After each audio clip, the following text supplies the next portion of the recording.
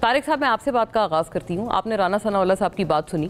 آپ یہ بات مان رہے ہیں نا کہ جو ملاقات ہونی تھی وہ گورنمنٹ کی ہی طرف سے نہیں ہو رہی, اور اگر یہ بات آپ مان رہے ہیں تو یہ بھی پھر پی ٹی آئی کی تنقید تو جائز ہوئی جو یہ کہتے ہیں کہ جو حکومت ایک ملاقات تک نہیں کروا سکتی تو وہ تو پھر بے اختیار ہے, ان کے ساتھ مذاکرات کا کیا پوائنٹ ہے؟ دیکھیے ظاہر ہے یہ ذمہ داری حکومت کی ہی ہے, حکومت کی ہی تھی. اب میں ملاقات کرانے یا نہ کرانے کی ذمہ داری جو ہے وہ اڈیالہ جیل کے سپرنٹینڈنٹ پہ تو نہیں پھینک سکتا. اگر پھینکوں گا تو یہ ایک مذاق ہوگا.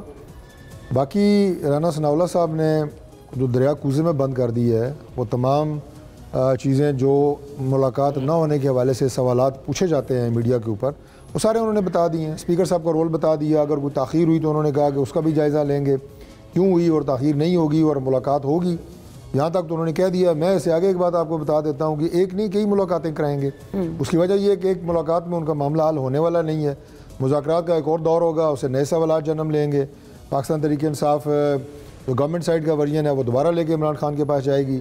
چونکہ عمران خان کی ڈائریکشن یا ان کی نوڈ یا این او سی کے بغیر تو مذاکراتی ٹیم میں اتنا ذاتی طور پر تو دم خم ہے نہیں کہ وہ مذاکرات کے بعد کچھ چیزیں فائنل کریں.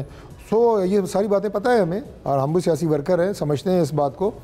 لیکن گورنمنٹ کی جو نیت ہے اس حوالے سے میں ایک اور چیز آپ کو عرض کرنا چاہتا ہوں کہ گورنمنٹ جو مذاکرات کی ٹیبل پہ آئی ہے وہ اپنی مرضی سے آئی ہے, بغیر کسی دباؤ کے آئی ہے, اور مذاکرات کا یہ عمل شروع ہونے سے پہلے ہم مذاکرات کی بات کر رہے ہیں. جب سے گورنمنٹ بنی ہے ہم انہیں سمجھانے کی کوشش کر رہے ہیں کہ مار دھاڑ سے اور اس طرح اسلام آباد پہ یلغار کرنے سے اور جتھوں کی شکل میں حملے کرنے سے سیاست نہیں ہو سکتی.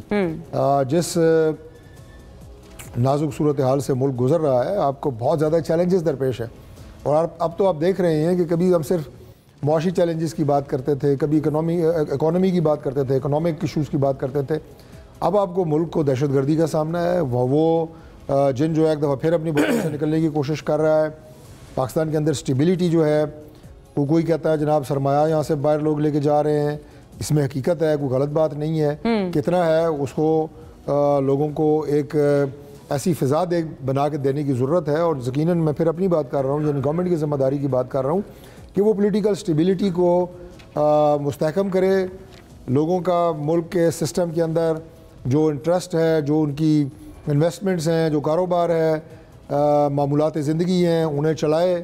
اور میں اس میں ایک اور بات آپ کو بتا دوں, یہ میں کوئی سیاسی بیان نہیں دے رہا. جو لوگ کہتے ہیں نہیں جی ہم تو ملک کو آگے لے کے جانے کے لیے سر توڑ کوششیں کر رہے ہیں, یہ ایک جنرل پولیٹیکل سٹیٹمنٹ ہے جو کہ صحیح ہوتی ہے, میں غلط نہیں کہہ رہا. لیکن میں ٹھوس معلومات کی بنیاد پہ آپ کو یہ بات بتا رہا ہوں کہ پرائم منسٹر شہباز شریف صاحب نے جن سیکٹرز کے اندر اس وقت ٹاسکنگ کی ہوئی ہے کہ ہم نے آگے بڑھنا ہے اور اس ملک نے ترقی کرنی ہے اور ٹیک آف کرنا ہے, وہ 4-5 میجر سیکٹرز ہیں. اور انشاءاللہ وہ تمام معلومات جب ابھی ہم چند ہفتوں میں اس کی ایک جو آپ یہ کہیں کہ ٹریلر تھا وہ اڑان پاکستان پروگرام ہے, اور اس کی جو تمام جزیات اور 5 E's جو جس کا ذکر کیا گیا وہ میڈیا کے سامنے آئیں گی, قوم کے سامنے آئیں گی, تو آپ کو پتہ لگے گا کہ ہم کس ڈائریکشن میں یہ مذاکرات ہونے, عمران خان کا اڈیالہ جیل کے سیل میں رہنا, عمران خان کا بنی گالا رہنا, اس کا سی ایم انیکسی کے پی رہنا, یہ ہمارا کوئی مسئلہ نہیں ہے. نہ ہم اس ایشو کو اپنے لیے کوئی بہت بڑا ایشو سمجھتے ہیں.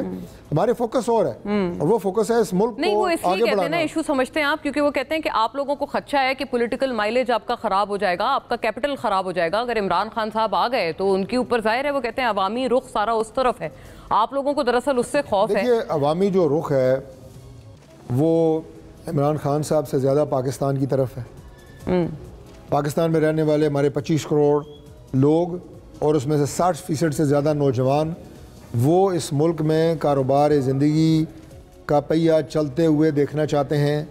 وہ سیاسی نظام کا استحکام چاہتے ہیں, اپنے لیے روزگار چاہتے ہیں, بہترین مستقبل چاہتے ہیں. بالکل ان کا دل ہے کہ جو انہوں نے تعلیم حاصل کی یا جو ہنر حاصل کیا وہ اپلائی کر کے وہ اپنے اور اپنے گھر والوں کے لیے ایک بہتر مستقبل فراہم کر سکیں. یہ وہ چاہتے ہیں. وہ کہتے ہیں یہ بھی چاہتے ہیں کہ جمہوریت کی بھی اگر آپ نے دیکھا چند گاڑیوں کے پیچھے لکھا ہوا ہم کوئی غلام ہیں کوشچن مارک, تو یہ وہ ڈرامہ تھا جو عمران خان صاحب نے کیا ایک سائفر لہرا کے ہم کوئی غلام ہیں, اور اس کے بعد جن کے خلاف یہ بات کی آج انہی کی طرف دیکھ رہے ہیں. یعنی ہم قید سے آزادی چاہتے ہیں, غلامی امریکہ کی ہے, اور یہ کہ اب امریکہ کو کہا جا رہا ہے کہ بھائی پہلے تم آگے مجھے قید سے آزاد کراؤ, اس کے بعد میں اپنی قوم کو تمہاری قید سے آزاد کراؤں گا. صحیح صحیح, آپ کو دلچسپ سمجھ آ بات رہی ہے. ہے کہ امریکہ پہلے میری قید ختم کرو, پھر وہ تو جن کی طرف دیکھ رہے ہیں, لیکن وہ ان کی طرف کتنا دیکھ رہے ہیں یہ زیادہ ضروری سوال ہے ویسے آپ کے لیے. تم سے میں ختم کرواؤں گا, وہ بات ہے یار, لوگوں کو بیوقوف بناتے ہیں. تو یہ ہے بڑا دور دو چار کی طرح